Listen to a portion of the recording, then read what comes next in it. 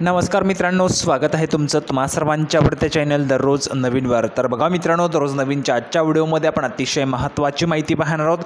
ती म्हणजे अशी की जिल्हा परिषद भरती 2023 संदर्भात। तर बघा मित्रांनो, झडपी भरतीची आजची सर्वात मोठी अपडेट असणार आहे। संपूर्ण व्हिडिओ शेवटपर्यंत नक्की बघत राहा, संपूर्ण माहिती तुम्हाला कळणार आहे। त्या अगोदर तुम्हाला सूचना आहे, जर तुम्ही व्हिडिओवर नवीन असाल तर व्हिडिओला लाईक करा, व्हिडिओला जास्तीत जास्त शेअर करा आणि जर चॅनलला सबस्क्राइब केलं नसेल तर लवकरात लवकर चॅनलला सुद्धा सबस्क्राइब करून घ्या। अगदी फ्रीमध्ये तुम्ही आपल्या चॅनलला सबस्क्राइब करू शकणार आहात। तर बघा, झडपी भरतीची आजची सर्वात मोठी अपडेट काय असणार आहे ती अपडेट आपण या ठिकाणी एका साहाय्याने पाहूया। तर बघा मित्रांनो, संपूर्ण अपडेट पाहण्यासाठी आपण या ठिकाणी आलेलो आहोत। पाहू शकता बघा, यवतमाळ जिल्हा परिषद अंतर्गत सन 2023-24 या वर्षामध्ये झालेल्या सरळ सेवा पदभरतीच्या अनुषंगाने तात्पुरती निवड यादी या ठिकाणी प्रसिद्ध करण्यात आलेली आहे। विभागाचे नाव बघा काय, बांधकाम व पाणी पुरवठा विभाग। पदाचे नाव असणार आहे कनिष्ठ अभियंता स्थापत्य। एकूण 45 पदे या ठिकाणी होती। या 45 पदांसाठी तात्पुरती निवड यादी जाहीर झाली। पाहू शकता प्रवर्गनिहाय पदे। अनुसूचित जातीसाठी जर आपण पाहिलं तर 10 पदे, त्यामध्ये महिलांसाठी 3, माजी सैनिकांसाठी 2, अंशकालीनसाठी 1।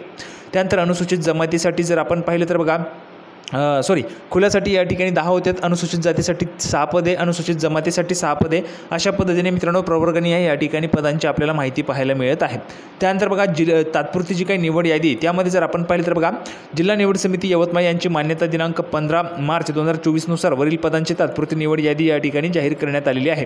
तर बघा, ह्या ठिकाणी निवड यादी जाहीर करण्यात आलेली आहे। आता ह्या जे काही उमेदवार आहेत या उमेदवारांना लवकरच त्या ठिकाणी त्यांचे जे काही कागदपत्र पडताळणी त्यासाठी बोलवलं जाणार आहे। यापैकी जर आपण पाहिलं तर बहुतेक जे काही उमेदवार आहेत ते क्लास 1 क्लास 2 साठी सिलेक्शन झालेले असतात, त्यामध्ये ते उमेदवार ह्या ठिकाणी पद सोडत असतात। तर अशा पद्धतीने मित्रांनो, जे काही वेटिंगवरतील उमेदवार असतील त्या उमेदवारांना यामध्ये संधी मिळत असते। जर पाहिलं तर ही यादी या ठिकाणी जाहीर झाली आहे। अशाच पद्धतीने ज्या काही झडपीचे जे काही पद आहेत, ज्या पदांची निवड यादी बाकी त्यासुद्धा मित्रांनो काही दिवसात त्या ठिकाणी येऊ शकतात। त्यासोबतच ग्रामसेवक, आरोग्यसेवक आणि आरोग्यसेविका या पदांचे जे काही वेळापत्रक आहे ते आता आचारसंहितेनंतरच त्या ठिकाणी येणार आहे।